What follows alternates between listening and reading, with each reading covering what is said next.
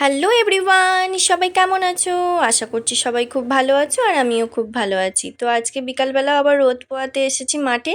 তো দেখো আমাদের গম ক্ষেতের মাঝখানের আলের ধারে কত বেতর শাক হয়েছে। এগুলোকে আমরা বেতর শাক বলি। তোমরা কী নামে চেনো অবশ্যই কমেন্ট করে জানিও। আর পাশে পৌষ পার্বণের জন্য আদিবাসীদের গান হচ্ছিল, তাই জন্য আমি ভয়েস ওভারটা দিচ্ছি। দেখো একটা একটা করে বেঁটে শাকগুলো আমি তুলে নিচ্ছি, মাঝখানেও অনেক হয়েছে। এই শাক ভাজা খেতে তো আমার খুব ভালো লাগে, খুব টেস্টি একটা শাক।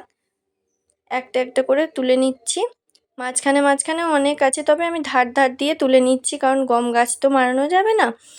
কত সুন্দর হয়েছে, আবার এক একটা গাছে ফুলও এসে গেছে। আর একদিন নিয়ে গিয়েছিলাম আমি, এটা নিয়ে আমার দ্বিতীয় দিন হলো। দেখো একটা একটা করে তুলতে তুলতে আমি বেশ অনেকগুলো বেঁতর শাক তুলে নিয়েছি, আর তুলবো না। এবার বাড়িতে যাব, বাড়িতে গিয়ে এবার গোড়াগুলোকে কেটে নেব। এমনিতেও জমিতেই এত শাক থাকলে পরের বছর দানা পড়ে ভর্তি হয়ে যাবে। জমিটা পরিষ্কারও করা হলো আর আমার শাক ভাজাও খাওয়া হলো।